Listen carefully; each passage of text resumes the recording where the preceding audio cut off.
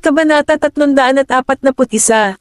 Tiningnan ni Benjamin ang mag-asawa, hindi malaman kung ano ang suot ng kanyang ama.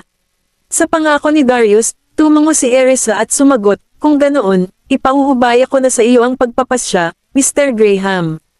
Mabuti, ang pagpapalit ng kanilang apelyido ay isang grand affair.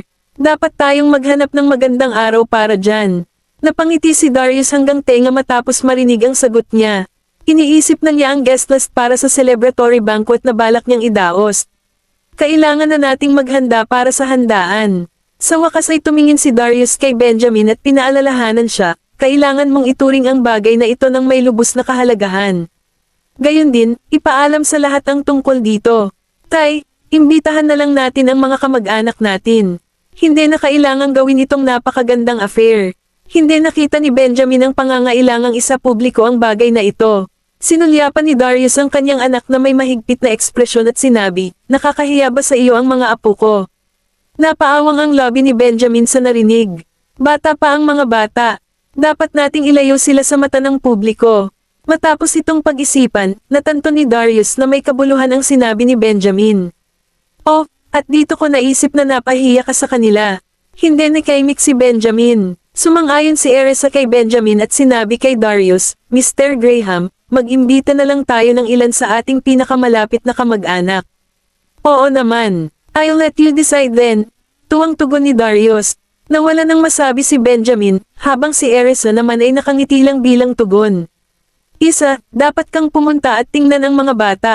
Huwag hayaan silang tumakbo ng masyadong malayo ngayon. Sadyang pinaalis ni Darius si Erisa. Nakuha ko. Naunawaan ni Erisa ang intensyon ng lalaki at pumunta siya sa mga bata. Sa totoo lang, sa pag-aalaga ni na Kingsley at Sean sa mga bata, wala siyang dapat ipag-alala. Sa katunayan, kahit walang mga matatanda sa paligid, alam niyang magiging maayos ang kanyang mga anak.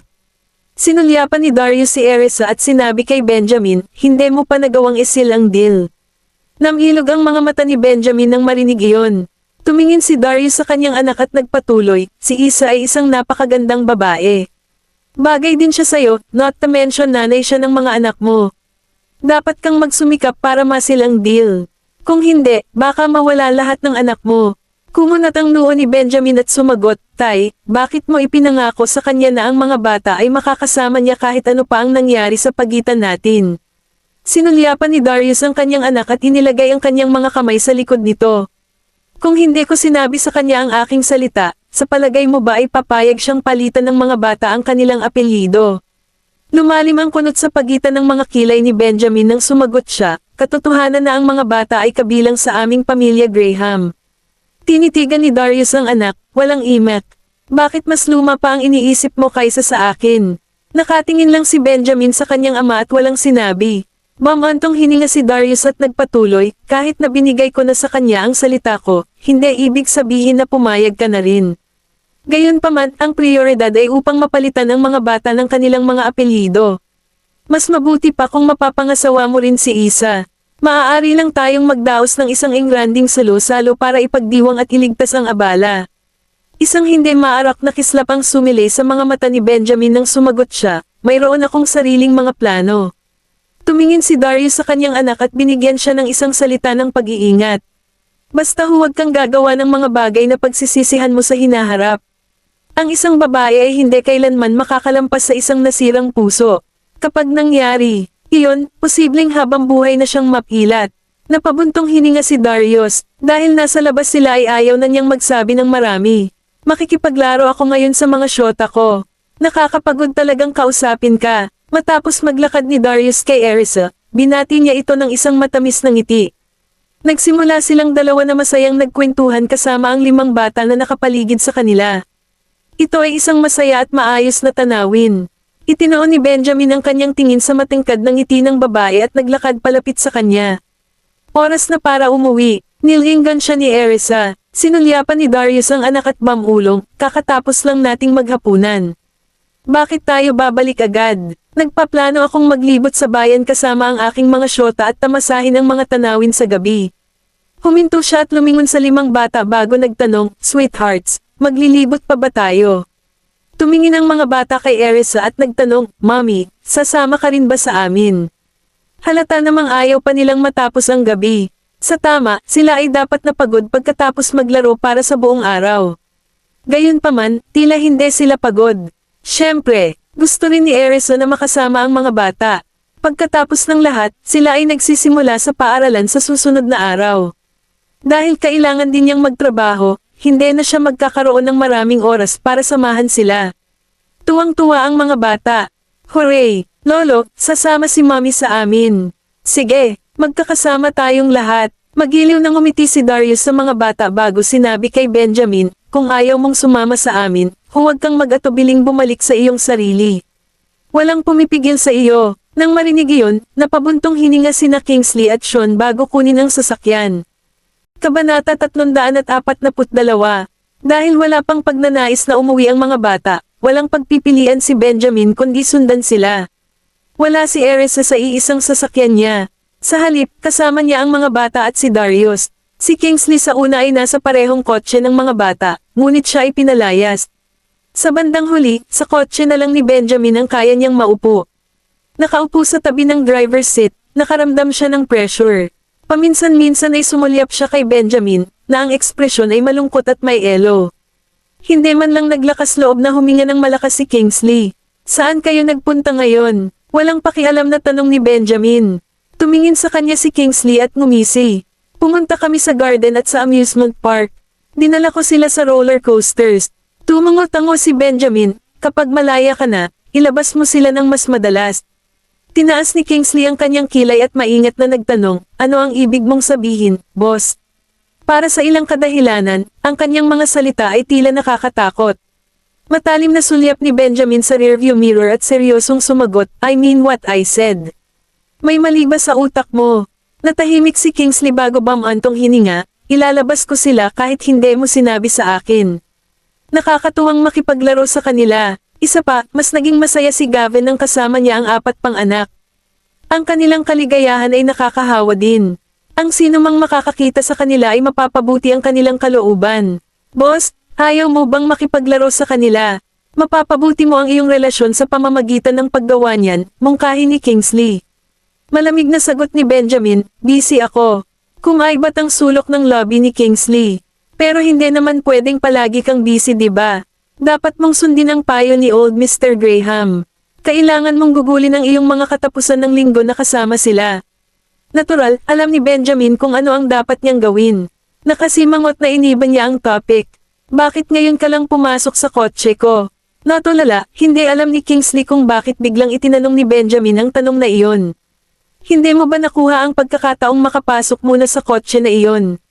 Hindi masaya si Benjamin. Napakurap-kurap si Kingsley sa pagkalito bago tuluyang napagtanto kung ano ang nangyayari. Sinisisi ba ako ni Benjamin sa pagbibigay ng upuan para kay Erisa? Nakangiting pinagmasdan niya si Benjamin, na mukhang masungit. Nag-clear throat si Kingsley. Boss, hindi ka naman masyadong persigido kung babae ang hinahabol mo. Ipaparamdam nito sa kanya na nasasakal siya na parang wala siyang kalayaan. Kailangan mong i-relax ang iyong paghawak kapag naaangkop, lumitaw kung kailan. Ito na ang tamang panahon, at layuan mo siya kung kailan mo dapat.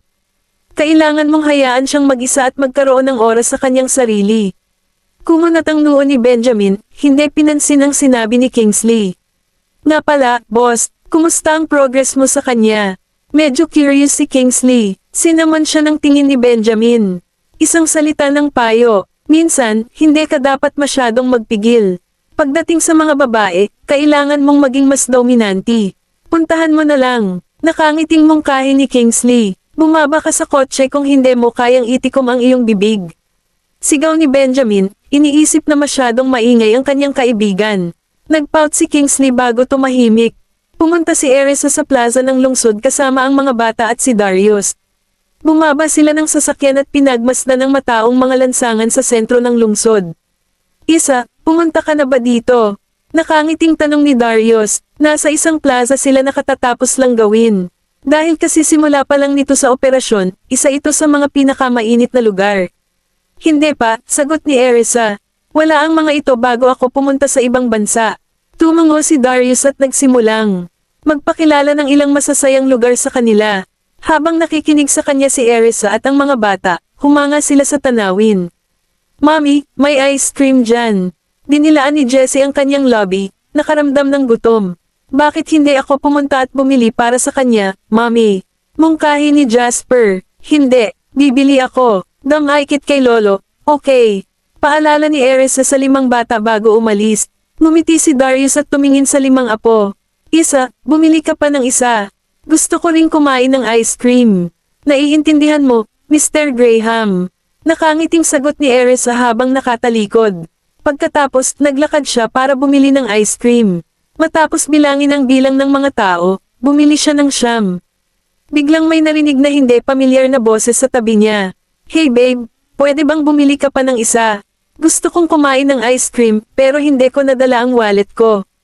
Kabanata 343. Laminggalinga si Erisa at nakita niyang nakangiti ang taong nakatingin sa kanya. Siya ay natigilan, ngunit nagpa siya na huwag pansinin siya. Pagtingin sa kanya, namangha si Justin.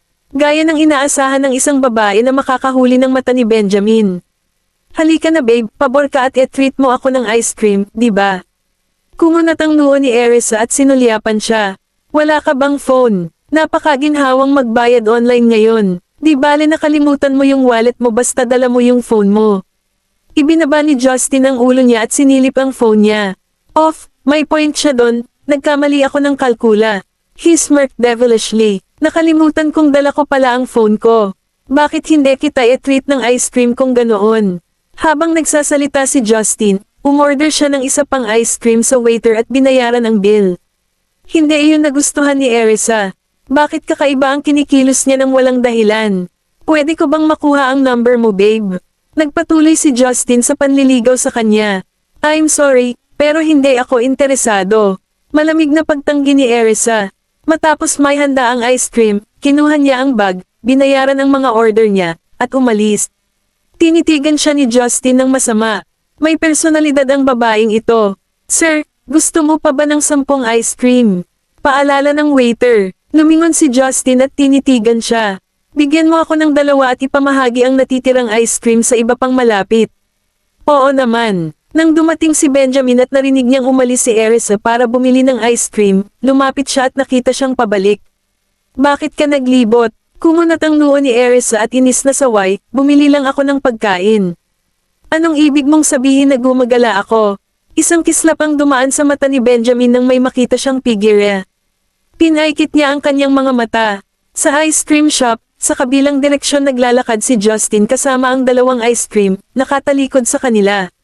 Nang mapansing may tinitingnan si Benjamin sa kanyang likuran, lumingon si Erisa at sumulyap sa likod ngunit wala siyang nakita. Hawak ang ice cream, naglakad siya pabalik at pinasa ang isang ice cream kay Darius. Narito ka, Mr. Graham. Salamat sa ice cream, Isa. Masaya si Darius na parang bata. Bahala ka, nakangiting sagot ni Erisa. Pagkatapos, binigyan niya ng tig-iisang ice cream ang 5 bata. Hawakan mo sila ng maayos ngayon. Hindi ka na magkakaroon ng isa pa kung ihuhulog mo sila. Napakabait mo, Mommy. Inilabas ni Oliver ang kanyang dila. Pinitik ni Erisa ang noo ng anak. Ikaw ang pinakamakulat dito. Bakit hindi mo kami pinagkainan? Napangiti si Oliver. Inayos ang kanyang salamin, sinimulan niyang dilaan ang ice cream ng masaya. Sabi ni na Zachary at Gavin, ang sarap ng ice cream na binili mo para sa amin, Mommy. Nakangiting pinasa ni Erisa ang isang ice cream kina Sean at Kingsley. Salamat, Mrs. Graham. Tuwang-tuwa ang dalawa dahil hindi nila inaasahan na magkakaroon din sila ng ice cream. Sinimulan ni Erisa na kainin ang kanyang ice cream, na nasiyahan. Ang dessert pagkatapos ng pagkain ang pinakakasiya siya. Napatingin sa kanila si Benjamin. Lumapit siya kay Erisa at nagtanong sa malalim na boses, wala ba ako? Sinaman siya ng tingin ni Erisa. Akala ko ba ayaw mo ng matamis na pagkain? Naningkit ang mga mata ni Benjamin. Totoong ayaw niya sa dessert at street food. Gayunpaman, nakaramdam siya ng inis matapos makitang bumili ito ng ice cream para sa lahat maliban sa kanya. Sino nagsabi niyan? Pagkatapos ay hinawakan niya ang kamay nito at kinagat ang ice cream sa lugar na dinilaan niya lang. Nanlaki ang mata ni Erisa sa gulat. Nang walang pagbabago sa kanyang ekspresyon, kinain ni Benjamin ang isang malaking tipak ng kanyang ice cream.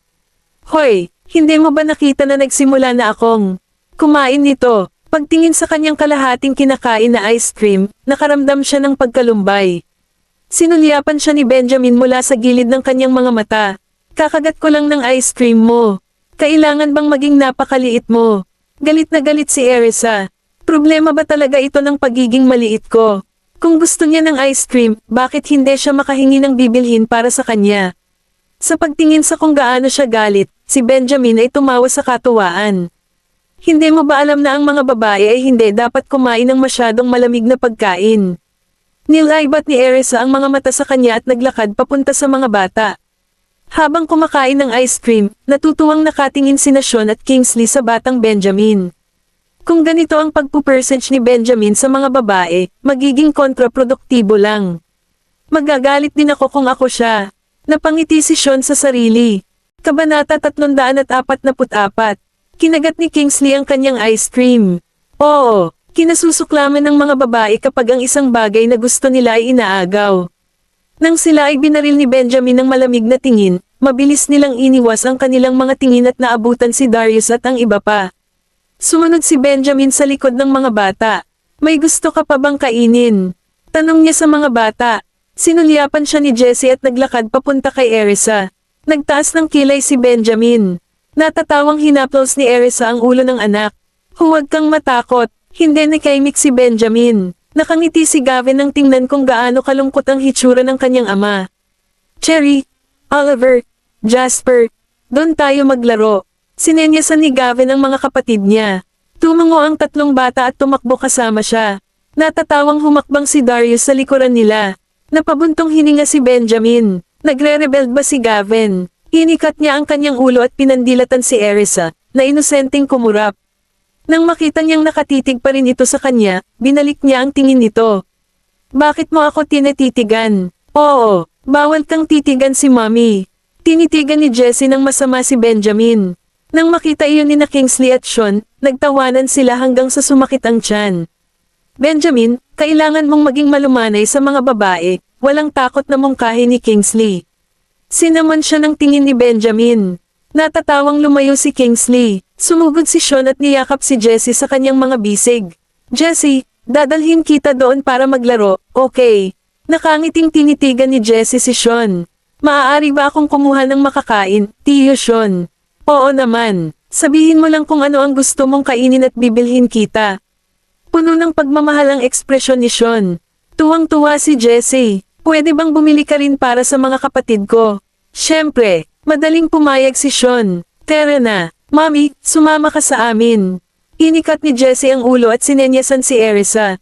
Nakangiting tumango si Erisa at pinaalalahanan, huwag kumain ng hindi dapat. Nakuha ko. Masunuri namang tumango si Jessie. Sinulyapan sila ni Sean at umalis habang karga si Jessie. Nang makita ni Benjamin na susundan sila ni Erisa, humakbang ito at hinawakan ang kamay nito. Gusto mo pa ba ng ice cream? Bibili ako ng isa para sa iyo. Napatingin si Erisa sa kanya. Ayoko nang kainin. Nakatitig sa kanyang namumungay na pisngi, tumawa si Benjamin at nagtanong, galit ka pa rin ba? Nagpout si Erisa at hindi siya pinansin. Inilibot ni Benjamin ang kanyang paligid at nakita ang maraming kainan. Gusto mo ba ng barbecue? Napalunok si Erisa dahil doon. Natatawang dinala siya ni Benjamin sa isang barbecue stall at bumili ng para sa kanya. Hindi inaasahan ni Erisa na bibilhin niya talaga ito para sa kanya. May pagtataka na tingin, tinitigan niya ang sandalan nitong likod. Isang nakakabagbag damdaming pakiramdam ang pumuno sa kanyang puso. Ano ang gusto mong kainin? Tanong ni Benjamin habang nakatalikod. Nang mapansin niya ang distracted look nito ay kumunat ang noo niya. Ano kaya ang iniisip ng babaeng ito?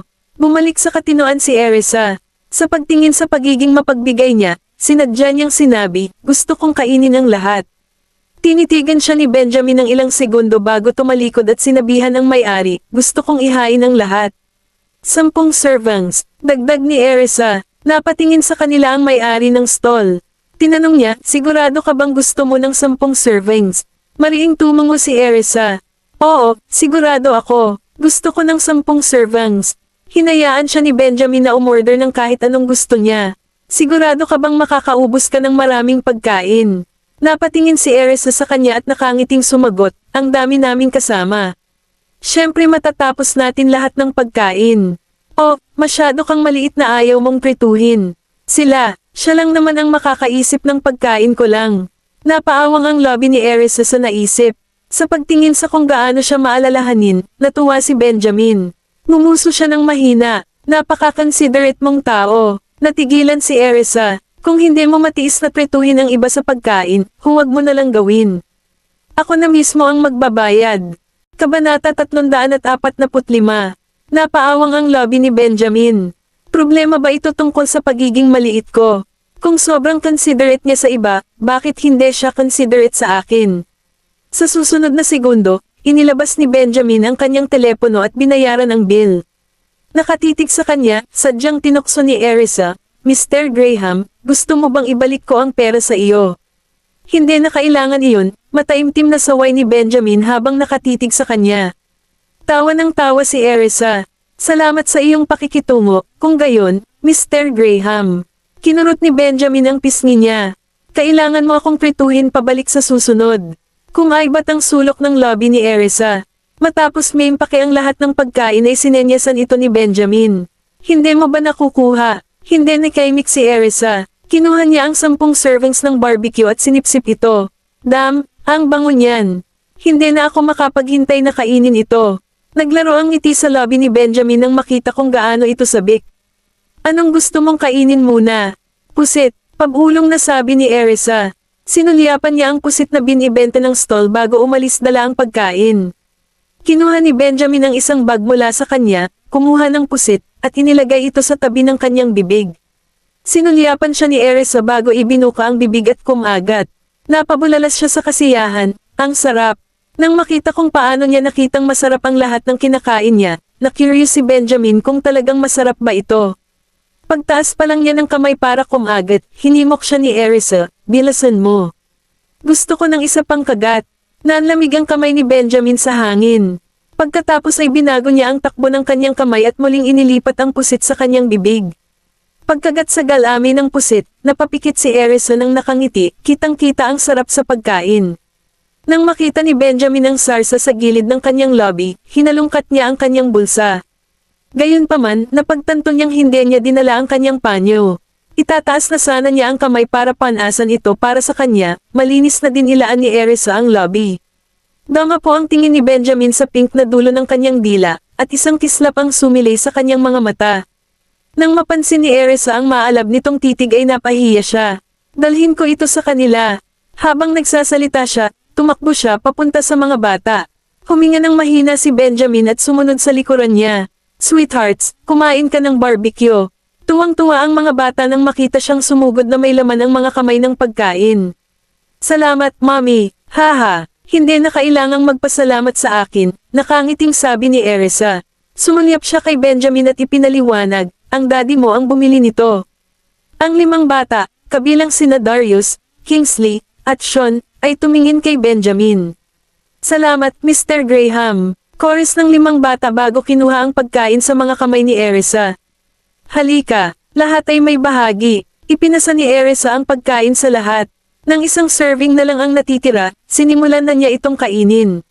Si Benjamin ay hawak ang sarili niyang bahagi ng pagkain. Benjamin, hindi ko inaasahan na bibili ka ng pagkain sa mga ganyang kainan. Pang-aasar ni Sean sabay ngisi. Nakisali si Kingsley sa saya. Makakain lang tayo nito dahil kay Mrs. Graham. Kung hindi, hindi na tayo magkakaroon ng pagkakataon na kainin ito. Hindi sila pinansin, naglakad si Benjamin papunta kay Erisa. Gusto mo pa ba ang pusit mo?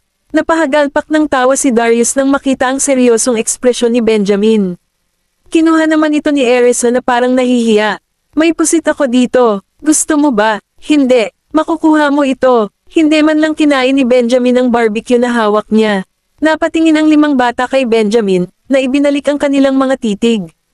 Gusto mo nang inumin? Kumurap-kurap, sila. Of course, we want some drinks.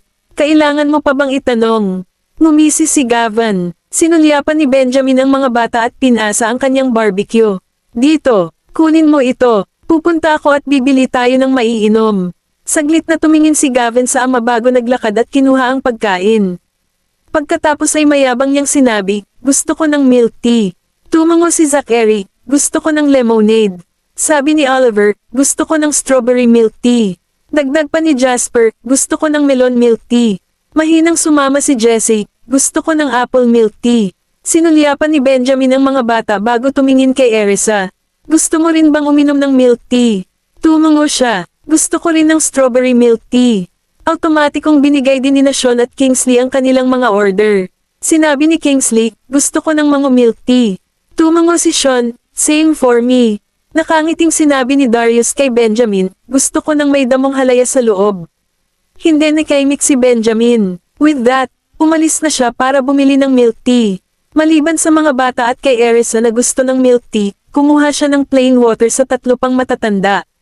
Kung tungkol sa milk tea, lahat sila ay may parehong lasa strawberry. Kabanata 346. Bagamat tuwang-tuwa sina Oliver at Erisa, nalungkot ang 4 pang bata dahil hindi nila nakuha ang mga lasa na gusto nila. Kinuha ni Zachary si Benjamin, Mr. Graham, may mahina ka bang memorya? Sinamon siya ng tingin ni Benjamin. Humagalpak ng tawa si Kingsley. Sinasadya niya, hindi ka ba masyadong bias, Benjamin? Dapat binili mo kami ng milk tea, pero plain water na lang ang binili mo, pang-aasar ni Sean sabay ngisi. Tama siya, milk tea ang gusto ko, hindi tubig. Kinawayan ni Darius si Benjamin, sinusubukan mo bang minus ako o ano? Sinulyapan ni Benjamin ang kanyang ama. Masyadong matamis ang milk tea, kaya hindi mo ito maiinom. Natigilan si Darius, dahil mataas ang blood sugar level niya, kailangan niyang mag-diet. Saway ni Kingsley, pero pwede naman nating inumin. Kaya bakit hindi ka bumili para sa amin? Ayokong manabik si tatay sa milk tea kapag nakita niyang umiinom kayong dalawa. Kaya naman kumuha din ako ng plain water para sa inyong dalawa, mahinahong sagot ni Benjamin. Nawala nang masabi ang dalawa. Nang mausisa sila, nagtanong si Erisa, Mr. Graham, bakit hindi kayo makainom ng milk tea? Tumawa si Darius, mayroon akong mataas na antas ng asukal sa dugo. Naintindihan na ni Erisa ngayon. Kung ganoon, dapat kang uminom ng mas kaunting matamis na inumin. Tumango si Darius, sa pagtingin sa 5 apo niya na masayang umiinom ng milk tea, napalunok siya ng mariin. Heto, Lolo, maaari kang mag-barbecue. Alok ni Gavin. Okay, magiliw na ginulo ni Darius ang buhok ng kanyang apo. Nang makita ni Benjamin kung gaano kabilas natapos ni Erisa ang kanyang inumin, nagtaas siya ng kilay. Gusto mo bang magkaroon ng higit pa? Napatingin si Erisa sa kanya. Hindi, seryosong nakatingin sa kanya, pinunasan ni Benjamin ang sauce sa kanyang lobby. Natigilan, naramdaman ni Erisa ang pag-init ng kanyang pisngi. Namumula ka ba, Mommy? Mataman siyang tinitigan ni Jasper. Pagkasabi niya nun, sabay na napalingon sina Gavin, Zachary, Oliver, at Jessie. Maging si Darius at ang iba pang matatanda ay tumingin ng may pagtataka. Nang maramdaman ni Erisa ang mga titig ng lahat sa kanya ay lalong namula ang kanyang mukha. Hindi ako, nagkakamali ka, kinurot ni Erisa ang pisngi ng anak. Tawa ng tawa si Jasper kaya nanginig ang mga balikat. Namumula si Mommy, tumakbo siya palayo habang tumatawa. Lahat ay tumingin kay Erisa habang sila ay tumatawa ng masaya, na nagparamdam sa kanya ng labis na kahihiyan.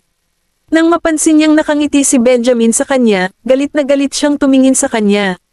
Nagtaas siya ng kilay na nangingibabaw at lumapit sa kanya. Bakit mo ako tinatitigan? Nang maramdaman ni Erisa ang kanyang charismatic aura na bumalat sa kanya, bumilis ang tibok ng kanyang puso. Napaatras siya ng isang hakbang. Malika, hindi kita pinandilatan. Ngumisi si Benjamin. Bilasan mo at kumain ng barbecue mo.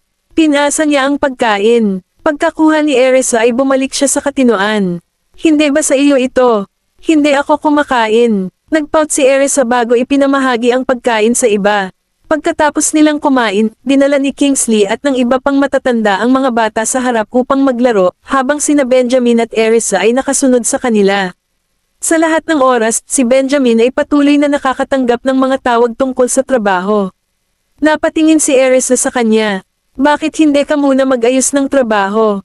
Babalik ako pagkatapos ko silang samahan. Sinamon siya ng tingin ni Benjamin. Sabay na tayo. Saglit na nakatitig sa kanya, tumahimik si Erisa at ipinagpatuloy ang paghanga sa tanawin kasama ng iba. Matapos maglakad ng mahigit 1 oras, sa wakas ay naramdaman ni Darius na bumalik. Naghanda siyang umalis papuntang Old Manor. Dahil hindi siya susundan ng 5 bata, nagpaalam. Sila sa kanya, Lolo, Palem, mga sweethearts. Nakangiting kumaway si Darius sa kanila. He then reminded Erisa, "You should go back, earlier and rest." Naging abala ka sa buong araw, kung tutuusin. Nakuha ko. Magkaroon ng ligtas na paglalakbay pauwi, Mr. Graham. Nakangiting kumaway si Erisa sa kanya. Tumango si Darius bago inutusan ng tsuper na ihatid siya pabalik. Kabanata 347. Nanlaki ang mga mata ni Benjamin kina Sean at Kingsley. Uuwi na tayo ngayon. Dapat bumalik na rin kayo. Nang aasar na tanong ni Kingsley, Benjamin, hindi mo ba kami iimbitahan para uminom? Sinaman siya ng tingin ni Benjamin habang sinenyasan niya si Erisa at ang mga bata na sumakay sa kotse. Palem, Tio Sean at Tio Kingsley. Kinawian ng 5 bata ang kanilang mga kamay at nagpaalam sa 2 lalaki. Ang cute ng boses nila kaya hindi napigilan ni Sean at Kingsley na kunin at halikan sila sa pisngi. Samahan mo akong umuwi, okay? Tanong nila sa mga bata sa koro. Inikat ang kanyang mga mata sa paligid. Ngumiti si Zachary bago sumagot, hindi. Salamat. Bakit hindi? Nagkunwaring malungkot si Kingsley habang nakatingin sa mga bata. Ayaw naming maghiwalay ni Mommy. Mabilis na sumigaw si Jesse. Magiliw na hinaplos ni Kingsley ang kanyang malambot na pisngi. Marami akong masasarap na pagkain at magagandang laruan sa bahay ko. Tinapunan siya ni Jesse ng isang patagilid na sulyap gamit ang kanyang maliwanag at malinaw na mga mata. Sinabi ni Gavin na sinungaling ka. Hindi nagulat si Kingsley sa sagot niya. Sinaman siya ng tingin ni Gavin. Tito Kingsley, tigilan mo na ang pagsisinungaling sa kanila. Hindi talaga masaya ang bahay mo. Pumunta ka sa bahay ko. Maaari tayong mag-eksperimento ng magkasama. Sinubukan ni Sean na akitin ang mga bata. Umiling si Gavin ng walang pag-aalinlangan.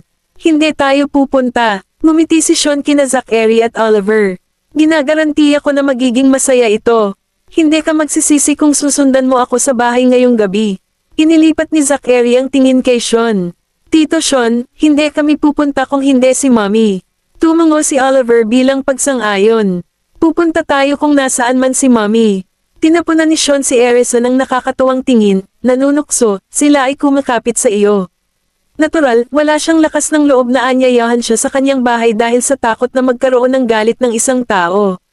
Nakangiting sagot niya, hindi rin sila matutulog sa mga higaan sa bahay niyo, kaya tigilan niyo na silang suyuan. Kahit na sumama sila sa iyo, baka magreklamo sila at mag-abala tungkol sa pag-uwi, kaya maaaring kailanganin mo silang pauwiin sa wakas. Tumawa sina Kingsley at Sean. Wala ni isa sa kanila ang nagawang hikayatin ng mga bata. Dama po ang tingin ni Benjamin sa kanyang mga anak sa yakap ng 2 lalaki, at inabot niya ang mga ito para buhatin sila bago hinimok, sumakay na tayo sa kotse at umuwi na. Palihim na sinulyapan ni Gavin at Jasper si Benjamin, saka masunuring sumakay sa kotse. Umabot din si Erisa para buhatin si Jesse. Dapat umuwi na rin kayo. Tumalikod si Benjamin, kinuha ang batang babae, at inilagay ito sa loob ng kotse. Sa wakas, kinuha niya sina Zachary at Oliver mula sa mga bisig ni Sean at inilagay ang 2 lalaki sa backseat. Ay seatbelt mo, utos niya bago sinara ang pinto ng sasakyan. Pagkatapos, binuksan niya ang pinto sa front passenger seat para kay Erisa. Sa likod ko sila uupo. Sa matalim na titig nito sa kanya, sinabi niya, wala nang espasyo sa likod. Nakalagay ang mga kamay ni Kingsley sa kanyang mga bulsa habang nakangiting tinitingnan ang mga ito. Mrs. Graham, gusto ni Benjamin na maupo ka sa harap. Sa babae niya ang upuan na iyon. Natigilan si Erisa sa narinig. Sinaman ng tingin ni Benjamin ang kaibigan bago itinulak si Erisa sa kotse at mabilis na isinara ang pinto. Bye, sabi niya sa 2 lalaki. Ngumiti sina Sean at Kingsley at nagwagayway ng kanilang mga kamay. Kinawayan din nila ang 5 bata sa backseat. Sweethearts, tandaan mong isipin mo ako. Sigaw ni Kingsley. Ibinaba ni Zachary ang bintana at sumigaw, Palem, Tio Kingsley. Palem, Tio Sean. Samandal din sa bintana ang ibang mga bata at nakangiting nagpaalam sa kanila. Palem, mga sweethearts, sabay tayong maglaro ulit sa susunod. Sagot ni Sean sabay wagayway ng kamay. Umupo si Benjamin sa kotse at sinulyapan ang mga bata. Umupo ka ng maayos. Lumingon din si Erisa at nagturo, ay seatbelts mo. Aalis na tayo. Agad namang tumalima ang 5 bata, umupo at nag-seatbelt. Napangiti ang kanilang ina, nakita silang nakaupo na magkatabi na masunurin. Kabanata 348. Sumiliyang lamang sa mga mata ni Benjamin habang inihilig ang ulo para tingnan ang seatbelt ni Erisa. Nang makitang hindi niya ito nabuckle, sinabi niya, patuloy kang nag-aalala tungkol sa mga bata. Paano ang iyong sarili? Pagkasabi niyo na tumabi ito sa kanya at inabot ang seatbelt. Idiniin ng babae ang likod niya malapit sa upuan, hindi naglakas loob na tumingin sa kanya. Bumibilis ang tibok ng puso niya nang maamoy niya ang pabango nito na umaagos sa kanyang ilong. Nang dumampi ang kamay nito sa dibdib niya, medyo kinilig siya. Sa pag-aakalang sinasadya niya itong hawakan, pinandilatan siya nito, at nakita niya itong nakatutok sa pagkakabit ng kanyang seatbelt. Nako, hindi niya sinasadya. Sa sandaling itinaas ni Benjamin ang kanyang tingin, sinalubong siya ng tingin ng kanyang pulang-pulang mukha. Bahagyang sumili ang kasiyahan sa kanyang mga mata nang magtanong siya, anong problema? Wala, iniwasan ni Erisa na makipag-eye contact sa kanya. Marahang kinurot ni Benjamin ang mukha niya bago ituwid ang likod at bumalik sa upuan niya. Salamat, binigyan siya ni Erisa ng isang sidilong sulyap. Walang problema. Pinaandar ni Benjamin ang sasakyan at tumingin sa kanyang balikat para tingnan muli ang mga bata. Umupo ng mahigpit, panawagan niya, got it, ang sagot ng 5 bata nang hindi nag-abala. Pagod na pagod sila matapos maglaro ng buong araw. Sa gayon, nagmaneho si Benjamin patungo sa tirahan ng Graham. Sa kahabaan ng kalsada, nagsimulang matulog ang mga bata. Nang mapansin ito ni Erisa, lumingon siya para tignan sila at nagpakawala ng tawa. Hoy, hoy! Huwag matulog. Naririnig mo ba ako? Sigaw niya. Nagmulat ng mata ang 5 bata. Ilang saglit na kinusat ni Jessie ang kanyang mga mata, ngunit maya-maya'y bumagsak ang kanyang mga talukap. Sweethearts, gumising ka na. Kung matutulog ka ngayon, hindi na kita maliligo pagka-uwi natin. Babala ni Erisa. Nang marinig iyon, itinaas ni Zachary ang kanyang maliliit na kamay at sinapo ang kanyang mukha. Agad na nawala ang antok niya. Kinurot din ni Gavin ang sarili para manatiling gising. Si Oliver naman, antok na nakasandal sa upuan at nagpout. Mommy, malayo pa bago tayo makarating sa bahay. Hindi ba tayo matutulog sandali? Sinubukan din ni Jasper ang lahat para manatiling nakamulat. Mommy, inaantok na ako. Malapit na tayong umuwi. Huwag kang matulog ngayon. Sinenyasan ni Erisa si Gavin na gisingin ang iba sa pamamagitan ng pagpupunas ng kanilang mga mukha. Sweetheart, gising na. Kantahan si Gavin. Napakatagal na noong huli kitang narinig na kumanta. Shikod. Nakasandal sa balikat ni Jasper, matutulog na sana ulit si Jessie kapag hindi siya tinawagan ni Erisa. Kinuha ni Gavin ang maliit na panyo sa sasakyan at binasa ito bago hinayaang magpunas ng mukha ang mga nakababatang kapatid. Kayo muna. Nakainom si Zachary ng tubig kaya medyo nagising siya noon. Pagkatapos magpunas ng mukha ni Oliver ay inabot niya kay Jasper ang panyo. Pinunasan ni Jasper ang mukha niya at tinulungan si Jessie bago ibinalik ang panyo kay Gavin. Nilagyan pa ni Gavin ng tubig ang panyo at sinabi kay Zachary, pupunasan ko ang mukha mo. Ang tuwang-tuwa na si Zachary ay iniunat ang kanyang leeg. Tinulungan siya ni Gavin na panasan ang mukha at saka pinunasan ang sariling mukha. Uminom tayo ng tubig tapos kumanta. Desidido si Erisa na manatiling gising sila. Okay lang na matulog sila sandali, sabi ni Benjamin habang nakatingin sa rearview mirror. Mukhang inaantok na talaga sila. Napatingin si Erisa sa kanya. Kung matutulog sila ngayon, mahihirapan akong paliguan sila mamaya. Pag nakatulog sila, papaliguan ko sila. Naging masigla ang 5 bata nang marinig ang mga salita ni Benjamin. Mag-isa tayong maliligo. Hindi namin kailangan ng tulong ni Mr. Graham. Ngumuso si Zachary. Huwag na tayo matulog. Humarap si Gavin sa kanyang mga kapatid at naglabas ng ilang candy sa kanyang bulsa. May mga candies ako dito. Isa para sa bawat isa. Mommy, isa rin para sa iyo. Kinuha ni Jasper, na nakaupo malapit kay Erisa, ang candy at iniabot sa kanya. Nakangiti niyang tinanggap ito at tinanong si Benjamin, gusto mo ba ito? Binigay sa iyo ni Gavin, kaya dapat ay mayroon ka. Sagot niya. Natuwa siya sa kanyang tugon dahil tinanong lamang siya nito bilang kagandahang loob. Paglingon niya, tumingin siya kay Gavin at nagtanong, Sweetheart, saan mo nakuha itong mga candy? Hindi ko pa siya nakitang kumain noon. Sinilip ni Gavin ang kanyang ina habang binubuksan nito ang candy. Binili sila ni Lolo kaninang umaga. Hindi pa ako tapos kumain sa akin. Tumawa si Erisa at tumingin sa 4 pang bata. Tapos ka na bang kumain ng sa iyo? Kabanata 349. Sabay-sabay na tumungo sina Zachary, Oliver, Jasper, at Jesse. Natapos na natin ang atin. Pinipigilan ang pagtawa, nagtatakang tanong ni Erisa, Gavin, bakit hindi mo pa tinapos ang sa iyo?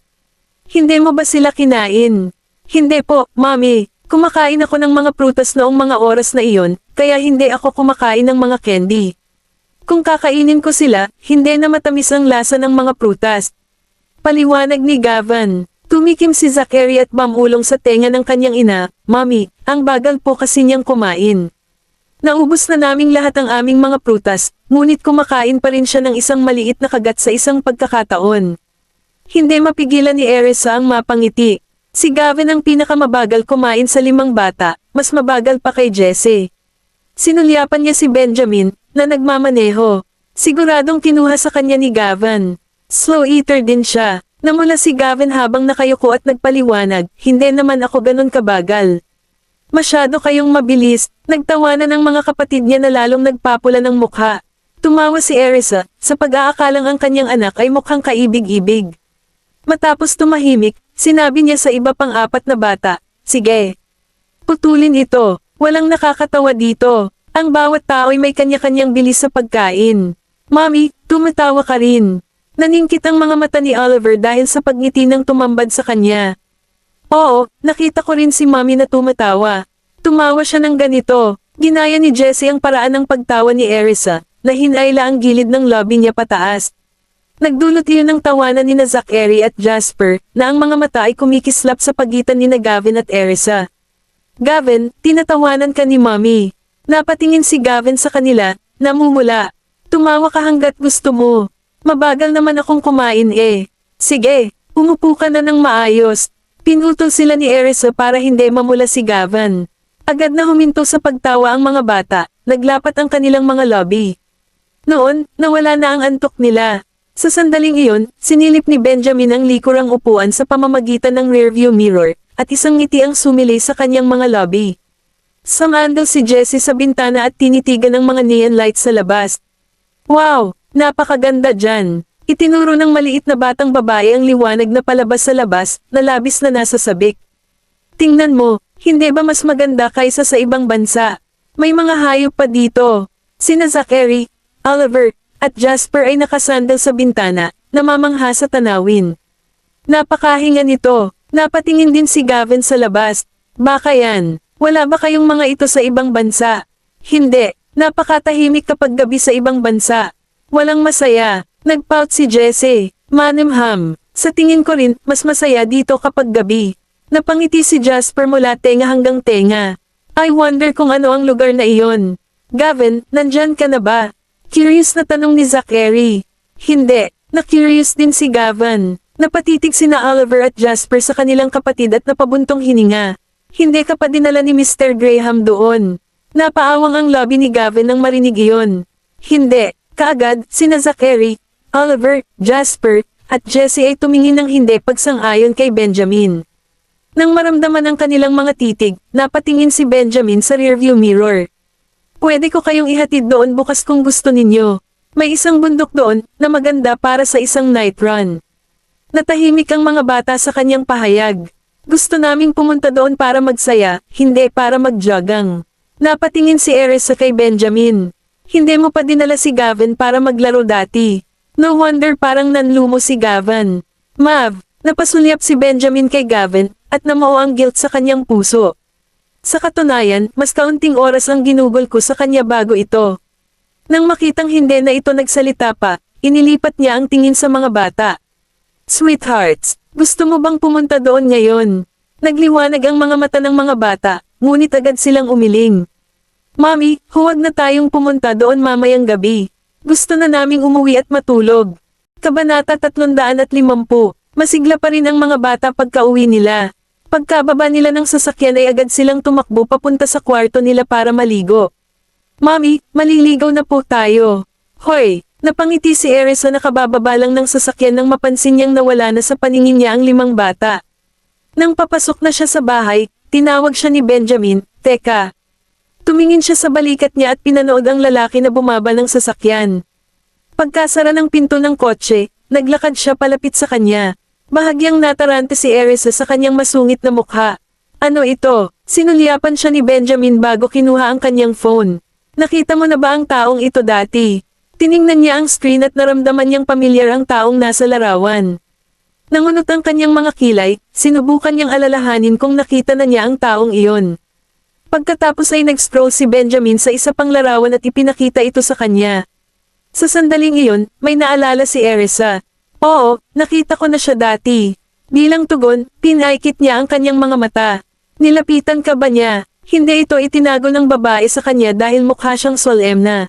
Akala ko nga, sinubukan niya akong suntukin. Gayunpaman, hindi ko siya pinansin, at binayaran ko ang sarili kong ice cream. Lalong lumalim ang kunot sa pagitan ng kanyang mga kilay. Ano ang sinabi niya sa iyo? Matapat na sagot ni Erisa, nothing much. Wala daw siyang dalang pera at gusto niyang bayaran ko ang ice cream niya. Ngunit pagkatapos, kinuha niya ang kanyang pera at gusto niyang bayaran ako. Pagkatapos ay idinetalye niya ang sitwasyon mula sa araw na iyon. Nakatitig sa kanya ang mga mata ni Benjamin. May sinabi pa ba siya? Nag-isip siya saglit. Oh, tama. Gusto pa niyang makuha ang number ko. Binigay mo ba sa kanya? Lalong lumalim ang boses niya. Hindi. Akala ko hindi siya mukhang mabuting tao. Hindi ako tanga. Bakit ko naman ibibigay ang number ko sa taong ganyan? Gaman ang pakiramdam ni Benjamin matapos marinig ang kanyang positibong tugon. Huwag pansinin ang sinumang lalaki na humihingi ng iyong numero. Ang utos nito ay dahilan para mapasulyap si Erisa sa kanya. Saglit na umiwas ng tingin si Benjamin bago mahigpit na nag-ingat. Mag-iingat ka kapag nakita mong muli ang lalaking ito at layuan mo siya. Nagtataka, tinanong niya, bakit? Kaaway mo ba siya? Marahan niyang hinaplos ang kanyang ulo at pinuri, ikaw ay isang matalinong cookie. Nagulat si Erisa, so kaaway mo talaga siya. Makalipas ang isang segundo, napalunok siya ng mariin, nakahinga ng maluwag na wala ng ibang ginawa ang tao sa panahong iyon. Kung hindi, nasa panganib siya. Sinadya ba niya akong lapitan matapos malaman na kamag-anak ko si Benjamin? Kung ganoon nga, malamang alam din niya ang tungkol sa mga bata. Malalagay ba sa panganib ang mga bata kung gayon? Nag-aalalang tanong niya. Napabuntong hininga si Benjamin nang makita niyang mas inaalala niya ang mga bata kaysa sa sarili niya. Hindi mo ba naisip na mas nasa panganib ka kaysa sa kanila? Kahit si Justin ay sinubukang lapitan siya. Napaawang ang lobby ni Erisa. Ako ay isang matandang babae, at alam ko kung paano protektahan ang aking sarili. Pero mga bata pa sila. Hinawakan niya ang kamay niya at hinayla siya papasok ng bahay. Hihilingin ko sa aking mga bodyguard na protektahan sila ng palihim, para hindi ka mag-alala. Maaaring may iniisip si Justin para mapalapit sa iyo.